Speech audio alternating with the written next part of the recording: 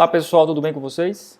Vamos para mais um encontro e hoje vamos tratar de direito administrativo, pessoal. Você já viu aí? Vamos tratar de administração indireta, noções introdutórias, noções gerais, pessoal. Então, é preciso deixar isso claro. Nós não vamos ver aqui todas aquelas pessoas jurídicas que fazem parte, que compõem a administração indireta, ou seja, autarquias, fundações. Nós não vamos ver aqui os detalhes de cada pessoa jurídica da administração indireta. Vamos ver este assunto, a administração indireta, de maneira geral. Legal? Então aqui, pessoal, para falar a verdade, é mais uma revisão. No final eu vou dar uma dica, que eu reputo assim, uma dica de ouro, digamos assim, porque é uma pergunta bem capciosa, bem malandra que a banca pode lhe fazer e você vai saber lá no final. Mas, se você já é íntimo da matéria, já viu várias vezes, enfim, a matéria não é difícil, convenhamos, então esse vídeo aqui talvez não seja para você. Mas se você quer revisar, quer ver aqui os conceitos gerais, vamos comigo. Legal? Então vamos lá, pessoal. Mais uma vez o material está aí na descrição do vídeo, você pode baixar para acompanhar o nosso roteiro. Eu também vou acompanhando esse roteirinho e a gente vai seguindo. Legal? Bom, o primeiro tópico, se não me engano, está lá o ponto 1, é falar de descentralização e desconcentração. Para você entender o que é a administração indireta, como ela é formada, é preciso saber a distinção entre esses dois conceitos. Gente, essa é uma questão que cai muito em prova, nossa senhora. É absurda a quantidade de questões que diferenciam desconcentração de descentralização. Legal? Então é preciso que você saiba essa diferença. Vamos começar então com a descentralização, que é um pouco mais complexa, para a gente ver do que ela se trata. Bom, olha só. A administração pública, ela pode ser classificada em unitária, basicamente em unitária ou descentralizada. Legal? Então a descentralização é um modo pelo qual a administração ela deixa de ser unitária, ela se descentraliza. E como ela faz isso? Ela cria novas pessoas jurídicas para desempenhar funções que antes era dela de maneira unitária. Então, por exemplo, se a nossa União fosse um Estado unitário, se nosso Brasil fosse um Estado unitário, e nós só tivéssemos a União, por exemplo. A União poderia dizer, não, beleza, todos os serviços públicos eu vou fazer. Aí, legal. Só que, convenhamos, é bem difícil para um ente só, uma única pessoa, ela fazer todos os serviços públicos. Todos. Olha só como é difícil. Então, o que ela pensa? Não, vou descentralizar. Eu vou criar outras pessoas jurídicas e vou transmitir a elas a execução e talvez a titularidade deste serviço público para que ela me ajude. Legal? Quando ela faz isso, ela está descentralizando. Certo? Então, a descentralização ela pode ser vista de basicamente dois aspectos. Uma descentralização política, que é o que acontece com a federação. A federação, pelo menos a nossa, ela surgiu de um Estado unitário. Só existia a União no Estado unitário, pelo menos na época do Império. E aí criou-se as províncias e depois os estados e os municípios com a Constituição Republicana. O que foi isso? Foi uma descentralização política. A gente aprende isso lá em geografia no ensino médio. A descentralização política é apenas transformar um Estado que era unitário em um Estado federal, por exemplo. Ele descentralizou politicamente. E aí ele atribui competências para os outros entes. Existem competências para os estados, existem competências para os municípios. Evidentemente que no nosso caso, a gente lembra, a União ficou com a maior parte das competências, não é verdade? Então, só um apêndice, disse que por nós termos, nossa federação ter surgido a partir de um Estado unitário, ela é uma federação, sob esse aspecto, centrífuga. Olha só, ela é centrífuga, houve uma fuga, né? O Estado era unitário e, por um movimento centrífugo, transformou-se em Estado federal. Legal? Só um apêndice. Então essa é a descentralização política, ela não é nosso objeto de hoje. Isso aí é do direito constitucional, lá, federalismo. Mas a descentralização também pode ser administrativa, e aqui volta ao começo do nosso encontro. Ou seja, é quando o Estado, a administração direta, e aqui a administração direta você entende, a União, Estados e município, ela cria novas pessoas jurídicas para desempenhar serviços públicos que serão prestados de maneira indireta. Através de quê? Da administração indireta e não através da administração direta, que é composta pelos próprios entes políticos. Tranquilo? Olha só, agora vem o detalhe. Isso aí você tem certeza que você sabe. Agora vem o detalhe curioso. A descentralização, eu disse, é a criação de outras pessoas jurídicas para as quais serão transferidas a titularidade ou o exercício do serviço público. Legal? Quando o Estado ele transfere não só o exercício, mas a própria titularidade do serviço, diz-se que houve uma descentralização por outorga. Uma descentralização por outorga. Quando o Estado ele simplesmente transfere apenas o exercício, e normalmente ele faz isso para pessoas jurídicas que já estão existentes, ele apenas faz uma descentralização por delegação. Tranquilo? Por delegação, também chamada de descentralização por colaboração. Me vem à mente agora. E aquela descentralização por outorga, ou seja, quando ele transmite não só o exercício, mas também a titularidade, é chamada de descentralização por serviços, por alguns. Então, são expressões aí que podem vir na sua prova, cuidado para não confundir. Descentralização por outorga, eu transmito a titularidade e o exercício.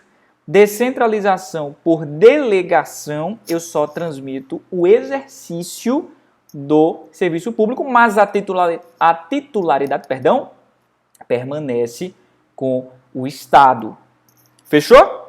Tudo bem. Isso é descentralizar, pessoal. Agora, quando nós falamos de desconcentração, nós não estamos falando de uma relação entre pessoas jurídicas. Porque, veja, na descentralização a gente viu, cria-se uma nova pessoa jurídica ou transfere-se a titularidade para uma pessoa jurídica distinta que já existia. Até aí, beleza. Ou seja, eu pressuponho que há uma outra pessoa jurídica. Na desconcentração, não.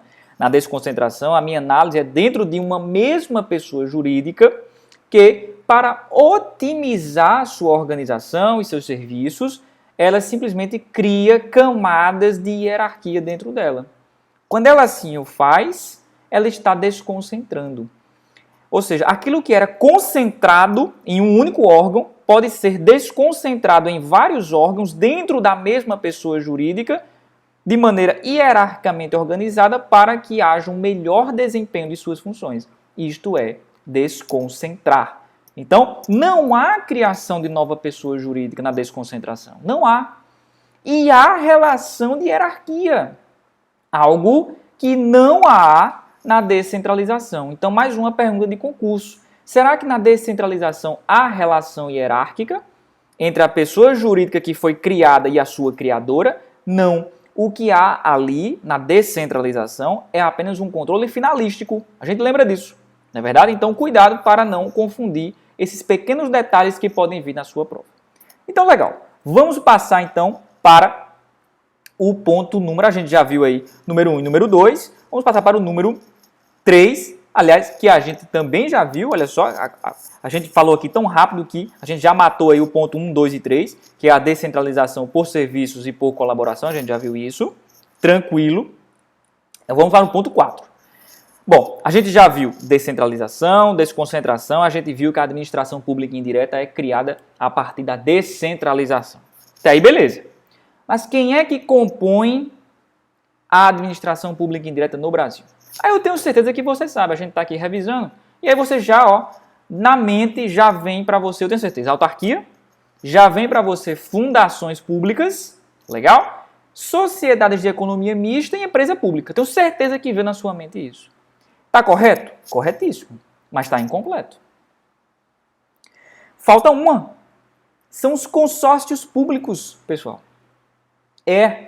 Ou seja, a administração pública indireta ela é formada por esses 5 entes. Autarquias, fundações públicas, sociedade de economia mista, empresa pública, que são as empresas estatais, e o consórcio público. O consórcio público, só uma revisão, não é o objeto do nosso encontro, mas a gente vai perceber o que ele é. É a união de entes políticos, União, Estado, Município, para um fim comum E quando há esta união, este consórcio público, será criada uma pessoa jurídica, olha, uma pessoa jurídica que vai fazer parte da administração pública, que esta pessoa jurídica, que ela terá natureza jurídica de direito público ou de direito privado. Se tiver natureza de direito público, ela será equiparada à autarquia. E, curiosamente, ela vai ser um ente da administração pública indireta dos entes políticos participantes do consórcio. Então, por exemplo, se eu tenho um consórcio entre União, Estado e município, e ele cria uma pessoa jurídica de direito público, por exemplo, neste consórcio, eu vou ter uma pessoa jurídica da administração indireta da União, ao mesmo tempo da administração indireta do Estado e também da administração indireta do município. Tranquilo? Então, a administração pública indireta, além daquelas 4 clássicas, você acrescenta aí o consórcio público e aí sim sua resposta estará 100% completa. Tranquilo? Vamos embora. Muito bem.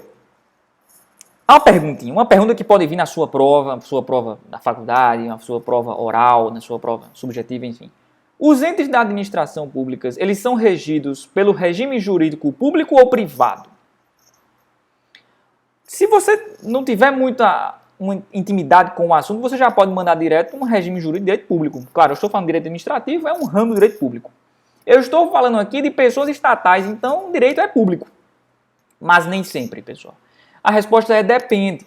Depende de qual pessoa você está falando. Existem pessoas da administração pública, entes, melhor dizendo, da administração pública indireta que são regidos pelo direito público e existem entes da administração indireta que são regidos pelo direito privado. Então, por exemplo, autarquias, direito público ou privado? Direito público. Fundação pública, depende. Existe fundação pública de direito público e existe fundação pública de direito privado. Aliás, quando a fundação pública de direito público, ela também é chamada de autarquia fundacional. Por quê? Se assemelha muito com a autarquia. É muito parecido. Muito parecido. Então, sociedade de economia mista e empresa pública são regidas prioritariamente pelo direito privado. Legal? E o consórcio público, a pessoa jurídica que surge a partir do consórcio público, ela pode ter tanto natureza de direito público quanto natureza de direito privado. Aí depende da sua instituição, do ato que a instituiu. Até aí, beleza. Então, quais são as diferenças entre regime de direito público e regime de direito privado de maneira geral, para a gente revisar, para a gente nunca mais errar? Eu fiz uma tabelinha, você vai acompanhando, a gente vai item por item, e na sua tabela tem bem um resumo disso, de acordo com o livro da professora Maria Silvia Zanella de Pietro. Legal? Aliás, que ela faz menção ao professor Celso Antônio Bandeira de Mello. Olha só, então isso aqui são 2 professores de peso trazendo essas diferenças e eu trago para vocês. Vamos lá. Primeira diferença é a origem. No direito público, a origem da pessoa é na lei. É a lei que cria ou autoriza a criação de uma pessoa regida pelo regime jurídico público. Tranquilo? Na verdade, é a lei que cria. Nós já podemos dizer assim, a lei que cria. Já no regime jurídico de direito privado, é a vontade das partes que criam esta pessoa jurídica de direito privado. Então, primeiro ponto é a origem. O segundo ponto é o fim. No direito privado, o fim é lucrativo. Pelo menos em regra. O fim é lucrativo. E no direito público, o fim não é lucrativo. Mas isso significa que não pode ter lucro? Não. Pode ter lucro, mas não é esse o fim. Então, você não me venha dizer que a Caixa Econômica não tem lucro. Tem. Mas não é esse o fim da Caixa Econômica, por exemplo. Legal? Tudo bem. Finalidade de interesse privado, de interesse particular no direito privado e finalidade de interesse público no direito público. Aí é tranquilo, né? Aí dá pra gente matar de boa. O próximo. Liberdade nos seus fins, para modificar os seus fins, os seus objetivos. Existe essa liberdade no direito privado, mas não existe essa liberdade no direito público. É a lei quem diz o fim daquela pessoa jurídica. Só a lei pode alterar o seu fim. Então, por exemplo, vamos supor que hoje a Caixa Econômica queira entrar aí no ramo de automóveis, vender automóveis, fazer uma concessionária lá de automóveis. Pode? Não, porque a lei não assim o permite. Legal? Mas um banco privado, o Itaú, por exemplo, o Itaú, ele pode simplesmente, a qualquer momento, decidir, não vou ser mais um banco, agora eu vou vender carros, vou fabricar carros. Pode, tranquilo. Então é bem livre. Tudo bem. As pessoas de direito privado têm liberdade para se extinguir quando quiserem. Já as de direito público só podem se extinguir da mesma forma que foram constituídas por lei. Legal? E, para finalizar, é preciso dizer, o Estado, ele não tem nenhum controle sobre as pessoas jurídicas de direito privado. Ele apenas fiscaliza. Essa é a regra. Essa é a regra. Já em direito público, há um controle do Estado sobre essas pessoas. Não uma mera fiscalização através de poder de polícia. Não há apenas isso. Há um verdadeiro controle. Então, essas, pessoal... e tem outra, vi aqui na tabelinha, lá no final. As pessoas jurídicas de direito público têm certas prerrogativas. Podem ter, por exemplo, poder de polícia. Podem, tranquilo. Já as pessoas de direito privado, não têm essas prerrogativas. Tranquilo? Vamos para o próximo tópico. Muito bem, vamos para o tópico 7. No tópico 7 eu fiz uma pergunta aí para vocês. Bom, a gente viu as diferenças entre os regimes jurídicos público e privado. Então quer dizer que quando eu tiver uma pessoa jurídica da administração indireta de direito privado, eu vou aplicar aquelas regrinhas da tabela do direito privado para elas, na sua inteireza? A resposta é não, pessoal. Olha só. Essa aqui é uma premissa que você tem que seguir com ela para todo sempre. Toda vez que você for estudar administração pública indireta, esta é a premissa de ouro. Os entes da administração pública indireta de direito privado não são regidos totalmente pelo direito privado. É um regime jurídico híbrido. Só haverá regras de direito privado quando as regras de direito público não forem mais importantes. Então, mesmo se eu tiver diante de uma pessoa jurídica da administração pública indireta, com direito privado, melhor dizendo, perdão, ou seja, uma sociedade de economia mista, uma empresa pública, por exemplo, eu não posso dizer que ela será regida em sua inteireza pelas regras de direito privado. Sempre haverá, em maior ou menor grau, a influência do direito público nestas pessoas. Por quê? Porque elas fazem parte da administração. Elas não são uma pessoa jurídica de direito privado como uma loja particular, por exemplo, que eu posso abrir a qualquer momento.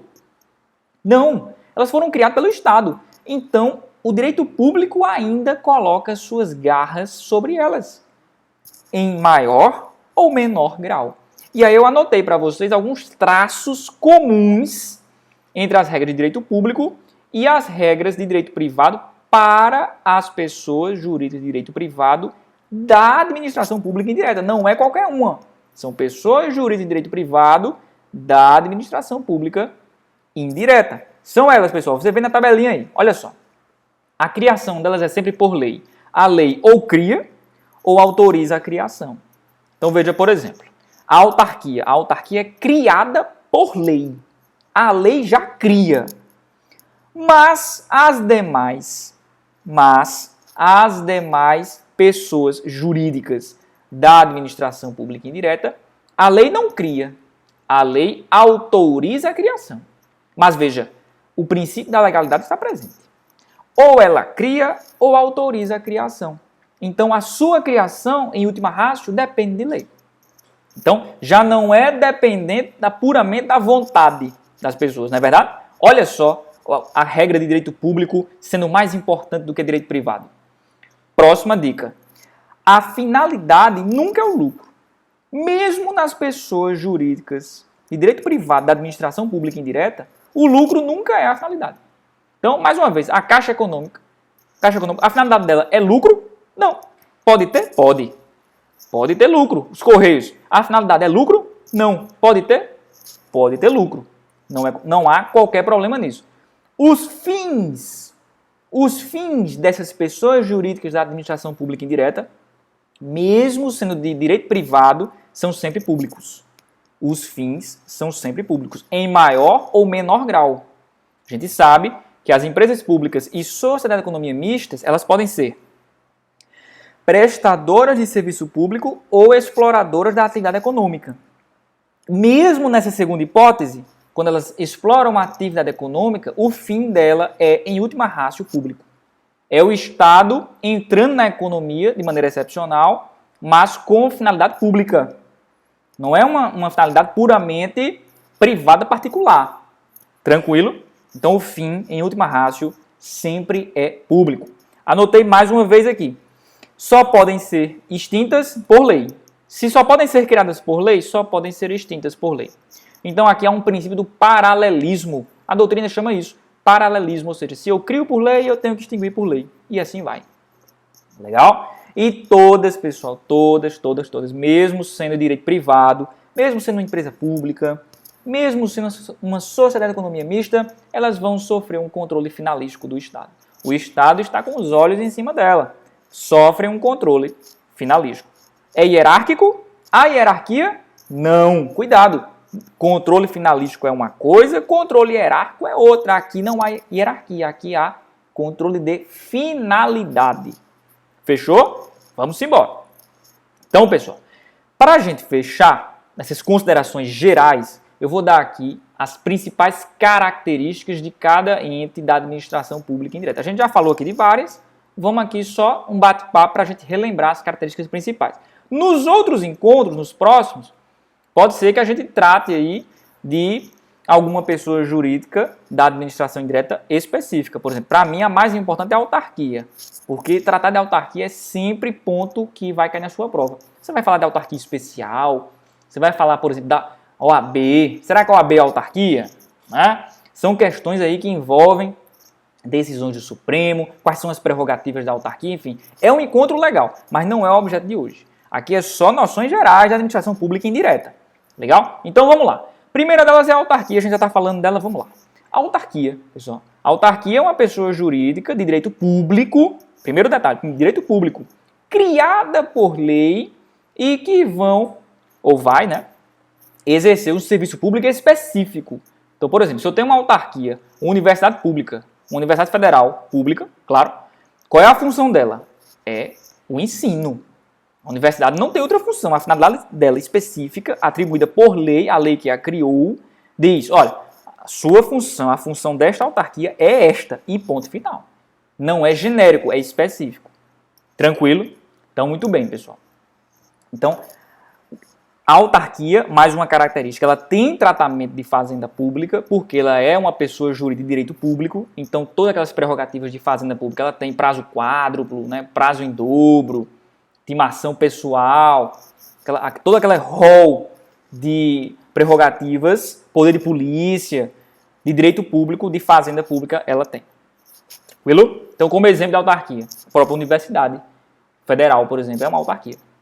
Legal? As fundações públicas, eu já disse, elas podem ser de direito público ou de direito privado. O que é uma fundação? A fundação, pessoal, é apenas um patrimônio, é um patrimônio destacado para um fim não lucrativo.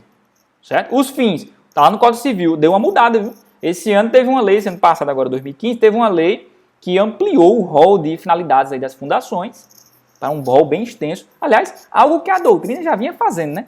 Porque antigamente, no Código Civil, só tinham 5 funções, né? Até o macete, amoreco, né? Fins assistenciais, fins religiosos, enfim, fins culturais, entre outros. Esse macete eram só 5, salvo engano. Hoje, pessoal, esse rol ele é bem mais amplo. Então, está lá no Código Civil, lá na parte de fundações. Muito bem.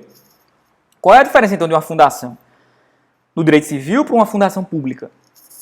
É o seguinte, o patrimônio... Eu não falei que a fundação não é um patrimônio destacado? Muito bem. Se o patrimônio for público, a fundação é pública. Ponto final. Tranquilo.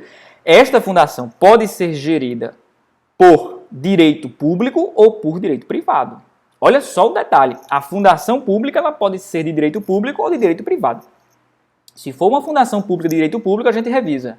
Tem natureza de autarquia. É autarquia fundacional. Legal? Ela é criada ou sua criação é autorizada por lei? Depende. Se for fundação pública de direito público, ela tem natureza de quê? De autarquia. Então é a própria lei que a cria. Se for uma fundação pública de direito privado, não é a lei que a cria, é a lei que autoriza a sua criação. Cuidado com isso. Cuidado com isso. Tranquilo, qualquer coisa você repete. Mas esse é um detalhe curiosíssimo.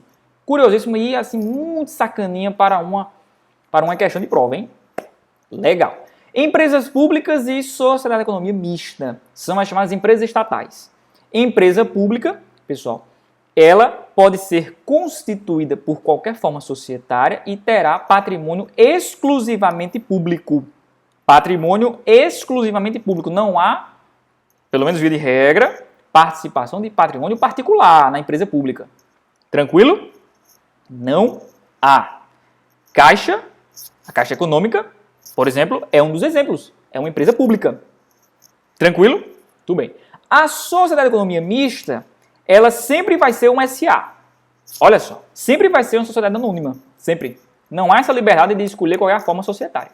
Ela vai ser sempre uma sociedade anônima que vai ter participação de capital público e capital privado.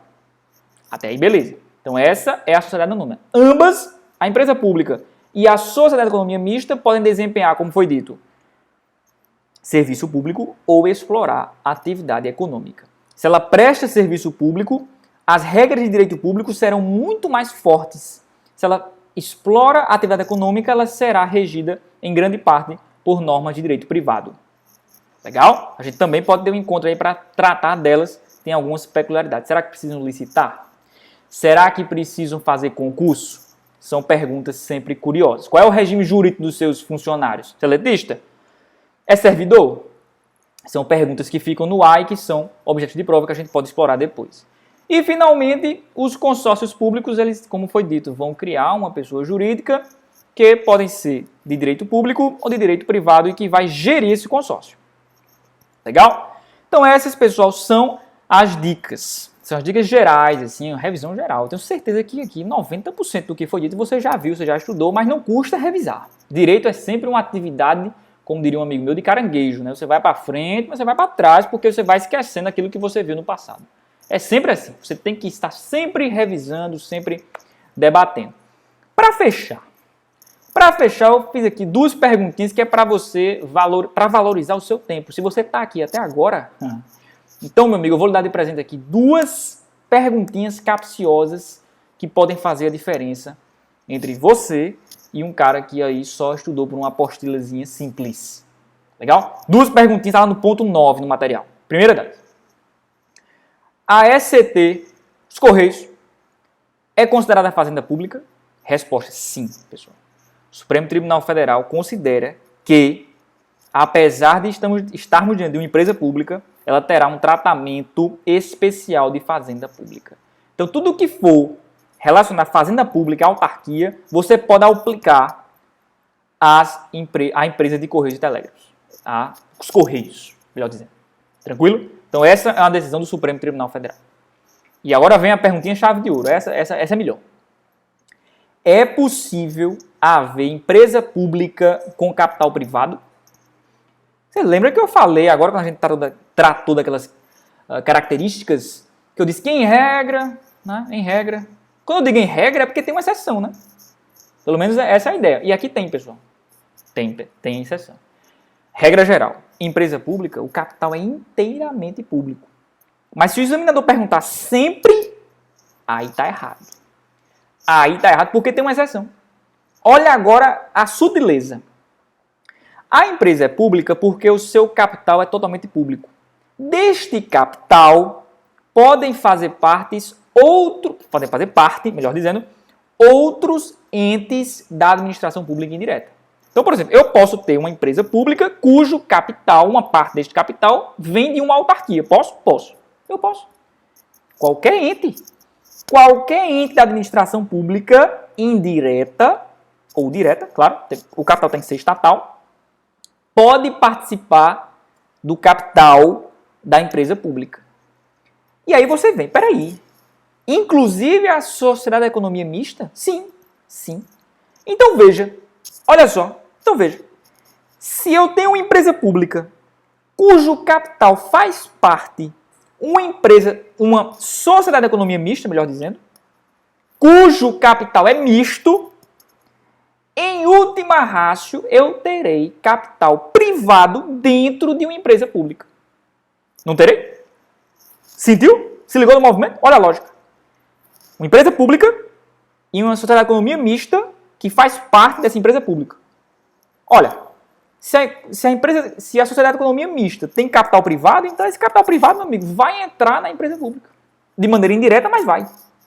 Então, gente, cuidado.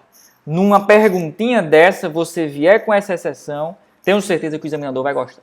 Legal? Gente, mais uma vez, muito obrigado. Desculpem se falei alguma besteira, enfim. E desculpem também a falta de periodicidade nos vídeos. Eu sei que é pouco, né? Um vídeo por semana, né? Besteira, não dá nem para ajudar muito. Mas, infelizmente, neste tempo, eu já expliquei lá no vídeo passado, nesses 3 próximos meses, tá difícil. Eu só tenho um horáriozinho que é a segunda-feira à noite, hoje, segunda-feira à noite, para gravar. Espero que tenham gostado. No próxima semana eu venho com outra matéria, provavelmente aí um processo civil, talvez vamos tratar de competência, de acordo com o novo Código de Processo Civil. Tem mudança, nossa, tem muita mudança aí no novo Código de Processo Civil sobre competência. Eu acho que é um bom tema. Vou ver. Se eu conseguir preparar um material, eu trago. Se não, eu venho com outro tema que está mais fácil na minha cabeça, enfim. Já que a gente sabe, né, que o novo Código de Processo Civil eu também não estudei. Quer dizer, estou ainda estudando, mas não completei ainda todas as mudanças. Legal? Espero que tenham gostado e um abraço. Tchau, tchau.